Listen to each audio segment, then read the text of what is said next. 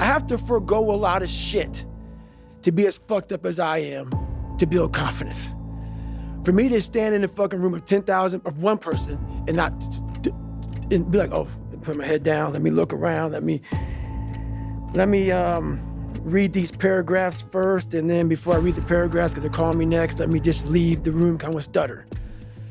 That's a miserable life. And that's one of many things I did, besides lying, besides being insecure, besides being immature, besides being fat, besides being one of the only black kids in my school. There's a lot of things I had to overcome to gain confidence. And in doing so, a lot of that had to go. A lot of it. So I became the guy that became once again misunderstood. You only sleep 4 hours a day, 2 hours a day. Sometimes you don't sleep at all. Like, what's this and what's this and what's this? I know it's all important. I can't, something's gotta go. For me to get confidence, because confidence is the building block of where I'm trying to go. For me to gain confidence in myself, this fucked up kid has got to do a lot of fucked up shit to gain confidence.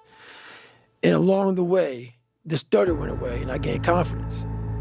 And now my life is a little bit more, there's no balance. There's no balance. It's a little bit more what it should be for a lot of people, but there'll never be balance because confidence is something that you're constantly, confidence and belief, you're building every day. And so something's got to give. And I'm willing to forgo a lot of things to have that because I know that is, if you want to give somebody kryptonite, take that shit away from me. So yeah, I don't sleep sometimes, and sometimes I don't eat the right way, and sometimes I don't do this and do that and whatever, man. But you put me in a room with 10,000 people any time of the day, and I walk in there thinking I'm the baddest motherfucker in here. Because I know what it took to be on this stage, and a lot of people will not do that. Don't have an email, piece of paper or anything to read from somebody. What I have is about hundreds of them in my head. People that are just quitting on themselves, man. They have such potential, and they give up so quick, man. Adversity hits, and they just get, this is gonna be called the gut check, man. That's what this is, the gut check.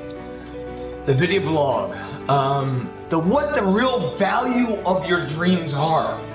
Because in a sedative state, when everything's relaxed and peaceful, yes, we know what we want to be. We know the person we want to become, right? It's very easy to calculate it in that rhyme to reason when nothing's on the line.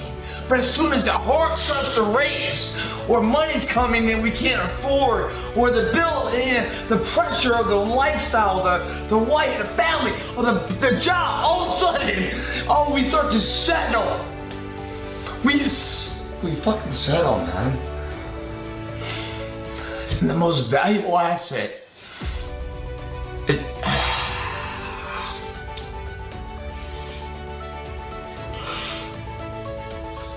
you give up the only thing you have, which is you.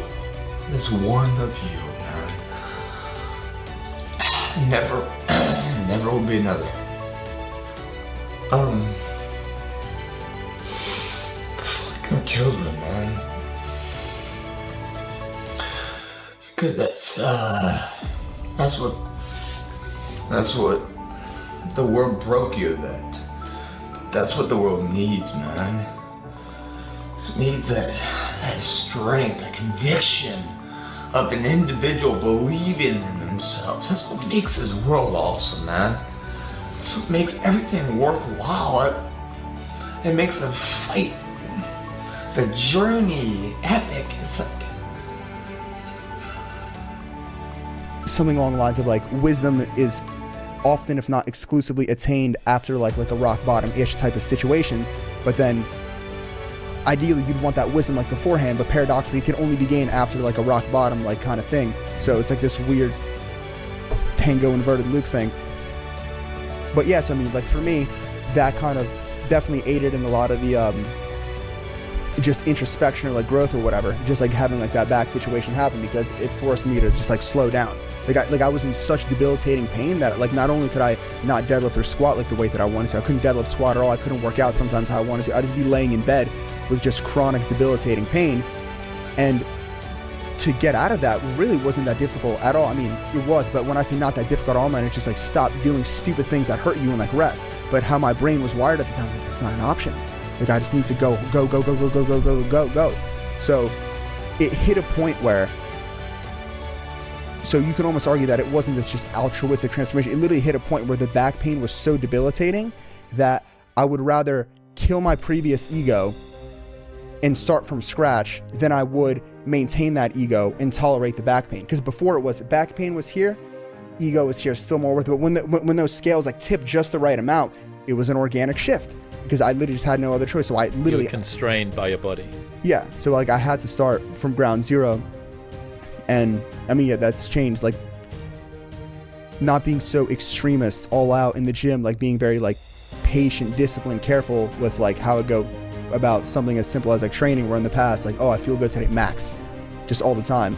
And so I feel like that new mindset now that I got from dealing with my back injuries has definitely permeated out like into other areas, but I think it arguably needed to happen to checkmate me into a form of like introspection. So it is, I mean, the 90% rule says focus only on those things that are 90% or above important.